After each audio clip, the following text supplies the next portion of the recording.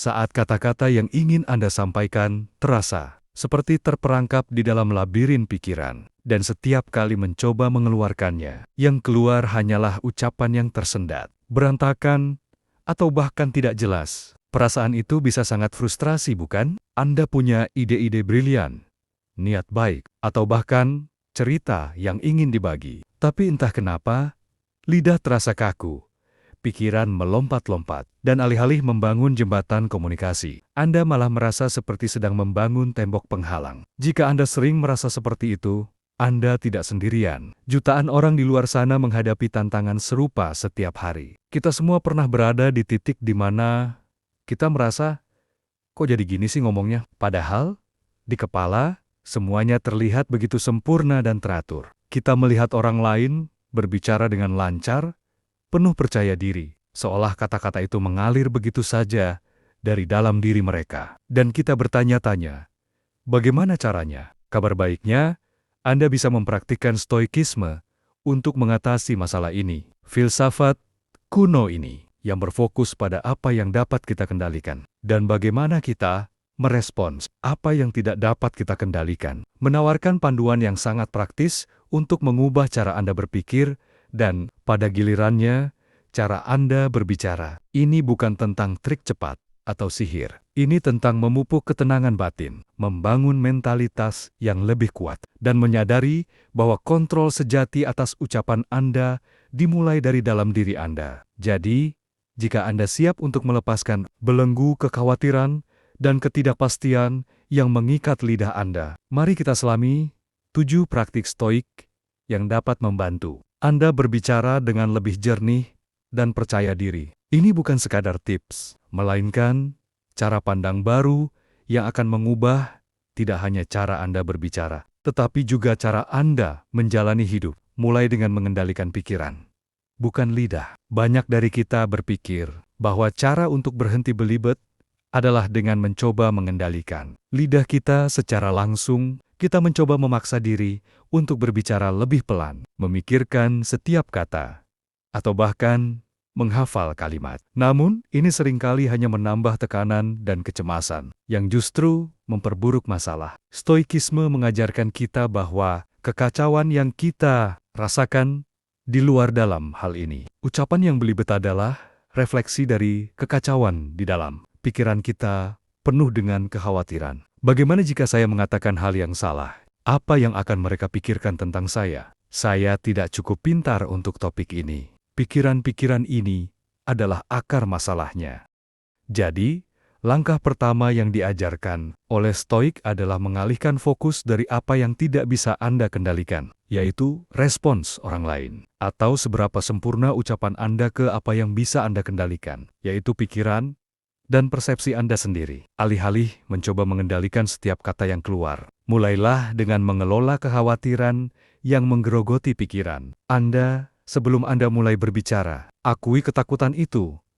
Lihatlah sebagai bagian dari diri Anda, dan biarkan ia berlalu tanpa memberinya kekuatan. Pahami bahwa kebelibetan adalah hal yang biasa terjadi. Kita cenderung menempatkan tekanan yang sangat besar pada diri kita sendiri untuk selalu sempurna. Ketika kita belibet, kita merasa malu, gagal, atau bodoh. Namun, pandangan Stoik akan berbeda. Mereka akan melihatnya sebagai peristiwa netral, bukan sebagai tanda kegagalan moral atau intelektual. Epictetus, seorang filsuf Stoik, mengatakan, bukan hal-hal yang mengganggu kita, tetapi penilaian kita tentang hal-hal itu. Belibet itu sendiri bukanlah masalah. Masalahnya adalah cara kita menilainya. Ketika Anda belibet dan berpikir, oh, saya memang tidak bisa bicara, Anda telah mengubah peristiwa netral menjadi penilaian negatif tentang diri Anda. Latihan Stoik di sini adalah mengubah penilaian itu. Ketika Anda belibet,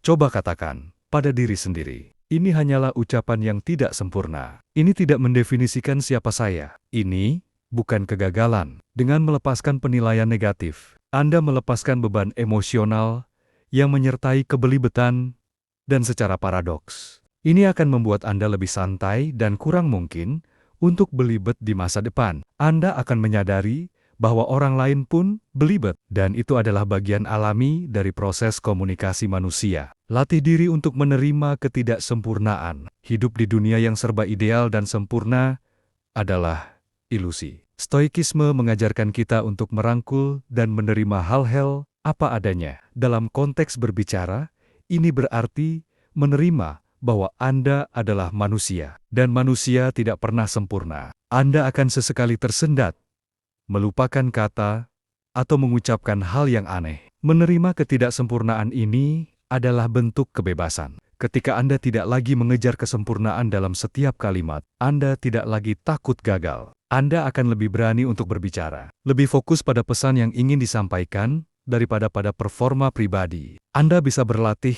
ini dengan sengaja, membiarkan diri Anda melakukan kesalahan kecil dalam percakapan sehari-hari. Misalnya, sengaja mengucapkan atau dan perhatikan bahwa dunia tidak kiamat. Perhatikan bahwa lawan bicara Anda mungkin tidak terlalu peduli, atau bahkan tidak menyadarinya. Latihan ini akan membantu Anda menginternalisasi bahwa kesalahan dalam berbicara bukanlah akhir dari segalanya. Dan yang lebih penting, ini adalah bagian yang dapat diterima dari pengalaman manusia. Pikirkan secara mendalam sebelum berbicara. Salah satu penyebab utama kebelibetan adalah pikiran yang tidak terorganisir. Kita mencoba berbicara sebelum pikiran kita memiliki kesempatan untuk memproses ide yang kompleks. Dalam filsafat Stoik, ada penekanan besar pada pentingnya refleksi dan meditasi. Marcus Aurelius, kaisar dan filsuf Stoik, sering menuliskan pikirannya di jurnal. Ini adalah praktik untuk menjernihkan pikiran, mengorganisir ide, dan memahami inti dari suatu masalah. Anda bisa mengadaptasi praktik ini sebelum Anda harus berbicara di depan umum, atau bahkan dalam percakapan penting. Luangkan waktu sejenak untuk berhenti dan berpikir. Ini bukan tentang menghafal skrip, tetapi tentang mengidentifikasi poin-poin utama yang ingin Anda sampaikan. Tanyakan pada diri sendiri, apa satu pesan paling penting yang ingin saya sampaikan? Atau apa tujuan dari percakapan ini? Dengan memetakan pikiran Anda secara mental, Anda memberikan peta bagi kata-kata Anda untuk mengikutinya. Ini akan mengurangi kemungkinan Anda tersesat di tengah jalan dan melompat dari satu ide ke ide lain tanpa struktur. Jika Anda merasa terlalu gugup untuk memikirkannya di tempat, Anda dapat mencatat beberapa poin kunci sebelumnya. Praktik ini bukan hanya tentang meningkatkan kemampuan berbicara Anda, tetapi juga tentang meningkatkan kejernihan dan fokus mental Anda secara keseluruhan. Fokus pada kontrol diri, bukan pada reaksi orang lain. Ketika kita belibet, seringkali kita langsung membayangkan apa yang dipikirkan orang lain. Mereka pasti berpikir saya gugup. Mereka pasti menilai saya bodoh. Kekhawatiran ini yang berfokus pada apa yang tidak dapat kita kendalikan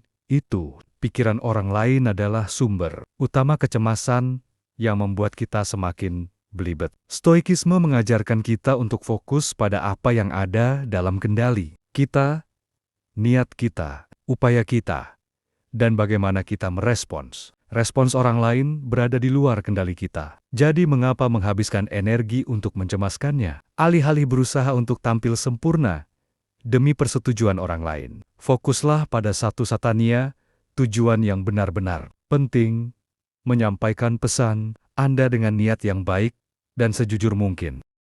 Bayangkan, Anda adalah seorang pemanah stoik. Anda tidak bisa mengendalikan angin, arah panah, setelah meninggalkan busur, atau bahkan apakah panah akan mengenai sasaran dengan sempurna. Namun, Anda dapat mengendalikan seberapa baik Anda membidik, seberapa kuat Anda menarik tali, dan seberapa fokus Anda saat melepaskan panah. Begitu juga dalam berbicara, Anda bisa mengendalikan seberapa jernih Anda menyusun pikiran Anda, seberapa tulus niat Anda, dan seberapa tenang Anda saat berbicara. Lepaskan hasil akhirnya dan fokus pada proses yang ada di bawah kendali Anda. Gunakan keheningan sebagai alat. Banyak dari kita merasa bahwa setiap jeda dalam percakapan adalah tanda kelemahan atau awkwardness. Akibatnya, kita sering buru-buru mengisi keheningan dengan kata-kata yang tidak perlu, atau bahkan belibet, hanya agar ada suara yang keluar. Namun, keheningan bukanlah musuh Anda. Itu adalah alat yang sangat kuat. Stoikisme menghargai keheningan dan refleksi. Mereka percaya bahwa kata-kata yang bermakna muncul dari pikiran yang tenang, bukan dari pikiran yang terburu-buru. Menggunakan jeda yang disengaja dalam percakapan menunjukkan kendali diri. Ini memberi Anda waktu untuk bernapas, mengorganisir pikiran, dan memilih kata-kata Anda dengan hati-hati. Ini juga memberi lawan bicara Anda waktu untuk mencerna apa yang Anda katakan. Latihan ini sederhana, namun revolusioner. Ketika Anda merasa akan belibet, ambillah napas dalam-dalam. Berhentilah sejenak, biarkan keheningan mengisi ruang. Kemudian, lanjutkan dengan kalimat Anda. Ini bukan jeda yang kaku, melainkan jeda yang penuh makna. Anda akan menemukan bahwa dengan memberi diri Anda izin untuk diam sejenak, tekanan untuk harus selalu berbicara akan hilang, dan kata-kata Anda akan mengalir dengan lebih alami dan terstruktur. Latih ketenangan dan keberanian setiap hari. Seperti otot, kemampuan untuk berbicara dengan tenang dan jelas perlu dilatih. Stoikisme bukan hanya tentang teori, tetapi tentang praktik sehari-hari. Anda tidak akan menjadi pembicara yang lebih baik hanya dengan membaca tentang stoikisme. Anda harus menerapkan prinsip-prinsipnya dalam kehidupan sehari-hari. Latih diri Anda untuk menghadapi situasi yang membuat Anda tidak nyaman, dan lakukan itu dengan ketenangan. Mulailah dengan hal-hal kecil. Cobalah memesan kopi dengan suara yang jelas dan mantap. Berikan pendapat Anda dalam rapat kecil. Sapa orang asing di jalan. Setiap interaksi adalah kesempatan untuk melatih ketenangan, keberanian, dan fokus pada hal-hal yang dapat Anda kendalikan. Jangan menunggu kesempatan besar untuk melatih diri Anda. Setiap kali Anda berbicara, baik itu dengan teman, keluarga, atau rekan kerja, anggaplah itu sebagai latihan. Ketika Anda belibet, terimalah itu dengan tenang, dan teruslah maju. Praktikkan ketenangan yang Anda pelajari dari stoikisme. Jangan biarkan satu kesalahan kecil mendefinisikan seluruh pengalaman.